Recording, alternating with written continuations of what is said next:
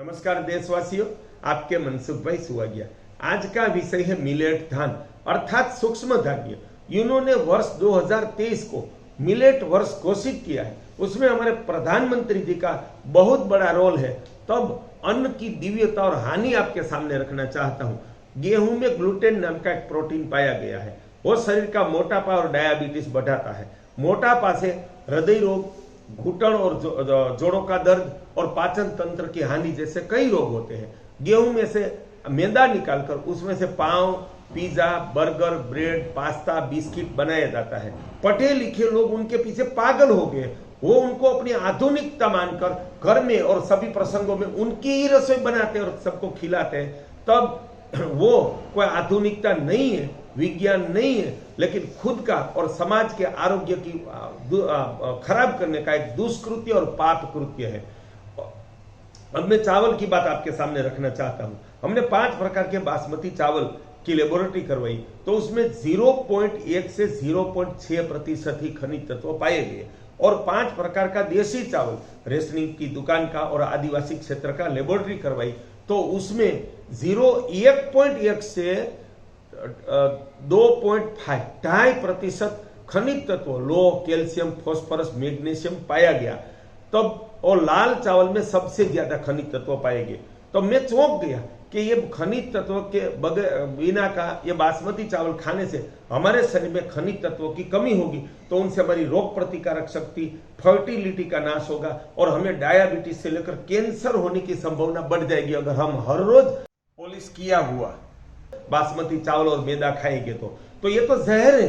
तो देशवासियों, ये मैदा जहर है, बासमती चावल भी जहर है। आप उनका संपूर्ण बहिष्कार कर दो। और जिसको परिश्रम है और जो जवान है उनको भी दिन में एक ही बार गेहूं खाना चाहिए। जिसको परिश्रम नहीं है, जिसका शरीर पहले से ही थोड़ा मोटा है, उनको गेहूं कम से कम खाना चाहिए या त्याग कर देना चाहिए। बड़ी उम्र वाले के लोगों को भी गेहूं का त्याग कर देना चाहिए। और दूसरी हानि उनकी बताऊं, गुजरात से लेकर मध्य प्रदेश, राजस्थान, पंजाब, हरियाणा, दिल्ली, बिहार में किसान गेहूं चावल लगाते हैं तो उनकी कटाई मशीन से करते हैं। बाद में उन खेत में जो पराली जिसको बोलते हैं, उनके पौधे, उनको जला देते हैं। तो धरती की उर्वरकता, कार्बन और जीव सृष्टि का महाविनाश होता है। तो ये तो एक परमात्मा और प्रकृति का और राष्ट्र का अक्षम्य अपराध है।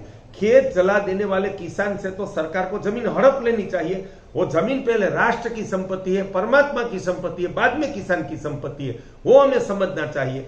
अनंत काल से उनकी उर्वरकता का रक्षण करना हमारा प्रथम दायित्व है। तो ये सर्व विनाशकारी विचार है बासमती चावल और मैदा खाना और ज्यादा मात्रा में गेहूं खाना। उसकी जगह हम जवारी, बाजरा, जौ, रागी की रोटी रोटला खाए, उनकी मिठाई बनाए और सामा जिसको मोरिंगा कहते हैं और बंटी का साथ मूंग की दाल मिलाकर उनकी खिचड़ी खाए, तो हमारा आरोग्य बढ़ेगा और हमारा शरीर सप्रमाण रहेगा। शरीर खनिज तत्वों से संपन्न रहेगा।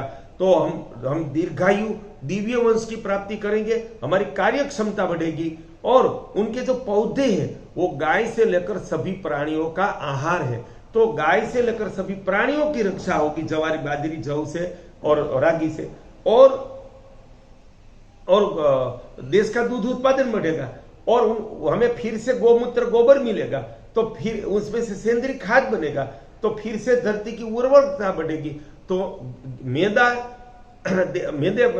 का मेन गेहूं है, वो गेहूं और बासमती चावल उनके त्याग में और मिलेट धान अपनाने में हमारा प्रकृति का, गाय का, राष्ट्र का, सर्व का कल्याण है। मैं सरकार को आह्वान करना चाहता हूं।